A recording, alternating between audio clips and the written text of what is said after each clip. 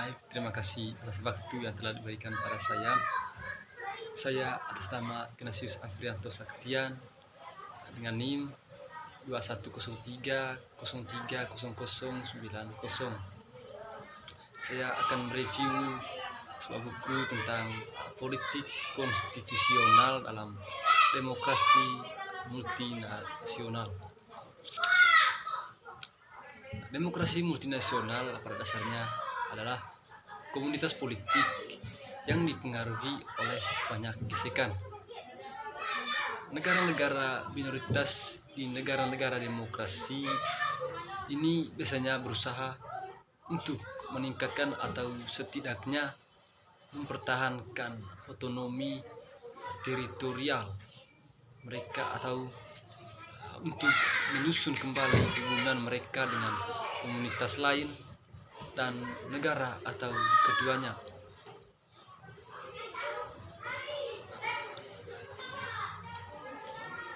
Pemerintah pusat pada bagian mereka pada akhirnya peduli dengan persatuan nasional atau negara bagian dan integritas teritorial. Kondisi keragaman demokrasi multinasional cenderung mencakup semua. Persaingan partai, perwakilan politik, partisipasi politik, proses legislatif, keputusan eksekutif, pembuatan kebijakan publik dan hubungan antara pemerintah adalah contoh politik normal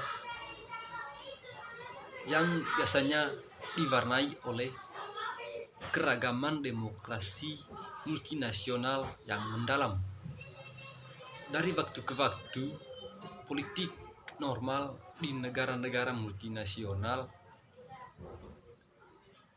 dikalahkan oleh periode politik luar biasa di mana debat, musyawarah, dan negosiasi berkaitan dengan tatanan konstitusional yang lebih luas. Periode politik konstitusional ini seringkali mirip dengan krisis eksistensial bagi negara karena strukturnya terkadang eksistensinya dipertanyakan. Politik konstitusional telah menjadi bagian dari lanskap politik beberapa negara demokrasi multinasional dalam beberapa tahun terakhir. Proses penentuan nasib sendiri di Catalonia yang telah menampilkan konsultasi tentang masa depan politiknya pada tahun 2014, pemerintahan plebisit pada tahun 2015, dan referendum pada tahun 2017 telah melibatkan perdebatan sengit tentang masa depan politiknya yang telah memaksa negara Spanyol untuk merespon tanggapan ini datang terutama melalui pendekatan hukum dan ketertiban seperti yang dicontohkan oleh pengadilan para pemimpin separatis yang diadakan pada tahun 2019. Di Inggris Raya, Westminster harus memenuhi sumpah yang dibuat oleh semua partai politik utama Inggris untuk melanjutkan reformasi konstitusi setelah referendum kemerdekaan Skotlandia tahun 2014. Dalam konteks Brexit, Menteri Pertama Skotlandia Nicola Sturgeon telah mengindikasikan bahwa dia ingin memberi Skotlandia kesempatan lagi untuk memilih kemerdekaan. Di Puerto Rico, referendum kelima tentang status pulau berlangsung pada tahun 2017, tetapi hasilnya mayoritas besar yang mendukung kenegaraan tidak terlalu berarti, mengingat itu diboikot oleh sebagian besar penentang opsi itu, yang mengakibatkan tingkat partisipasi hanya 23%. Namun pendekatan tentang masa depan Puerto Rico telah khusus lagi tentang hubungan dengan Amerika Serikat tetap sangat menentukan politik di pulau itu.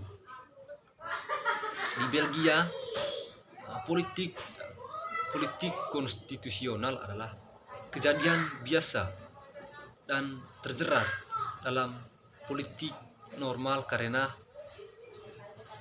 pandangan yang berbeda dari komunitas berbahasa Flemish dan Prancis tentang masa depan negara Belgia telah membuat pembentukan pemerintah menjadi proses yang sulit. Di Kanada, ketika harus menentukan tempat Quebec dalam federasi politik konstitusional telah dikesampingkan, terutama karena upaya yang gagal untuk mengakomodasikan nasionalisme Quebecois melalui reformasi konstitusi di masa lalu, menyebabkan lonjakan dukungan separatis di provinsi tersebut. Dikatakan demikian, pemerintah liberal Justin Trudeau telah berjanji untuk mengembangkan hubungan antar bangsa yang baru dengan masyarakat aborigin di negara itu, menyorotkan semacam percakapan tentang definisi dan operasionalisasi hak konstitusional dan perjanjian First Nations dan Métis. Buku ini menawarkan kerangka analitis orisional untuk politik konstitusional dalam demokrasi multinasional. Ini menunjukkan bahwa memperoleh pengetahuan yang komprehensif tentang politik semacam itu melibatkan pemahaman 3 dimensi. Yang pertama, politik konstitusional dalam demokrasi politik konstitusional. Apa, bagaimana, dan siapa? Politik konstitusional, apakah itu duduk di depan atau belakang pembakar demokrasi multinasional kontemporer, biasanya mewakili atau telah mewakili periode penting dalam perkembangan negara multinasional dan negara-negara minoritas.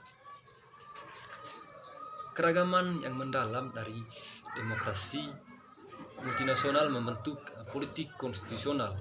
Keadaan politik luar biasa ini terkait dengan klaim terhadap dan upaya untuk membawa perubahan pada tatanan konstitusional. Politik konstitusional tentu saja tidak membatas demokrasi multinasional. Tatanan konstitusional demokrasi menonsial juga mendapat tekanan untuk perubahan, terutama selama masa transisi sosial, ekonomi, dan politik yang signifikan. Bagaimanapun, sebuah konstitutif adalah instrumen refleksif yang hidup, dan perdebatan tentang pertanyaan-pertanyaan sosial dan politik yang mendasar mungkin melibatkan klaim untuk reformasi konstitusi, misalnya antara misalnya Australia mengalami krisis konstitusional pada tahun 1975 terkait hubungan antara beberapa lembaga utamanya termasuk kepala negara yang diwakili oleh gubernur jenderal dan referendum tentang monarki pada tahun 1999. Baik, yang kedua, siapa aktor politik konstitusi nasional di demokrasi multinasional? Jadi konstitusi sering digambarkan sebagai tawar-menawar, yang berarti bahwa politik konstitusional adalah proses yang berpusat pada aktor. Dari perspektif multinasionalisme yang ketat, orang dapat melihat berbagai negara terlibat dalam definisi atau definisi ulang hubungan mereka dengan negara dan satu sama lain.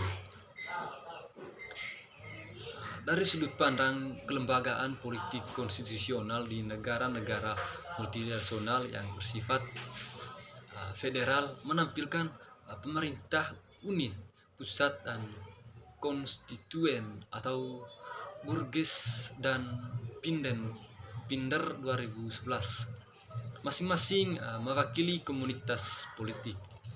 Yang ketiga, bagaimana politik konstitusional dalam demokrasi multinasional berlangsung. Dari waktu ke waktu, pencarian penentuan nasib sendiri negara-negara minoritas membawa ke atas agenda politik pertanyaan konstitusional, yaitu pertanyaan yang berkaitan dengan struktur dasar negara, hak-hak warga negara dan masyarakat, dan aturan untuk politik normal dalam demokrasi multinasional. Memang periode politik konstitusional dalam demokrasi multinasional dapat disebabkan oleh lonjakan popularitas gerakan atau partai nasionalis atau radikalis klaim penentuan nasib sendiri di dalam negara minoritas. Baik, itu saja hasil review saya. Terima kasih.